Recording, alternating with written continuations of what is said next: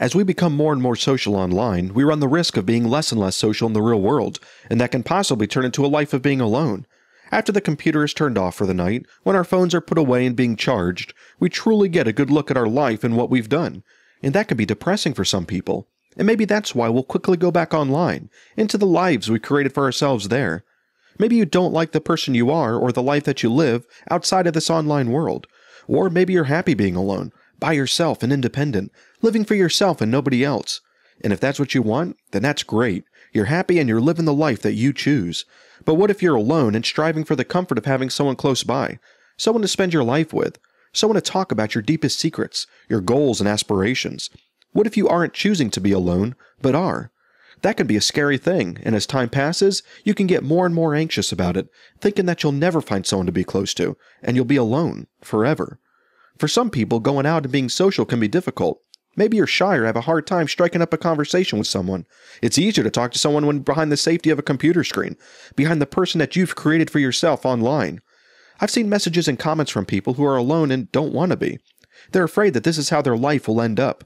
The fact that you realize what situation you're in and that you're not happy about it is a great first step into finding a solution. I don't like being alone. It's something that I've known for a long time, since I was a little kid.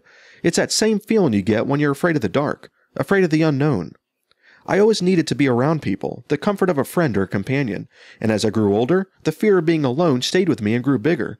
Luckily, I grew up in a big family. I'm the oldest of 4 kids, so there was always people around. I also had my close friends to hang out with. So I had my friends, and I had my family, but the fear that I had was that I wouldn't find my companion, someone to spend the rest of my life with. And that was scary. As I've said before, I was very shy, and it was hard to talk to girls, especially the ones that I liked. And it made it harder because the girls that I liked, I knew were out of my league and they didn't like me back. And this combination of things led me to believe that I might never find someone to be with, and I would eventually move out of my parents' house to live a life of being alone. And it was at that point, that moment of thought, that I refused to let that happen.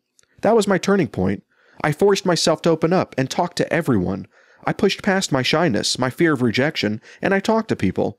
At first it was hard, and I almost gave up, but my fear of being alone was greater, so I pushed forward. And I soon learned something new about myself. I really enjoy talking to different people. The nervousness and excitement of meeting someone new became a rush, something I soon craved. The more people I talked to, the less anxious I felt about being alone. Not only did this help me find someone to be with, it also gave me the courage to be confident in myself.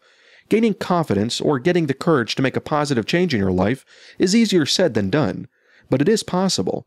And the first step is realizing that you want to make that change. You might be watching this video right now, alone, unhappy, wondering how you got to this point.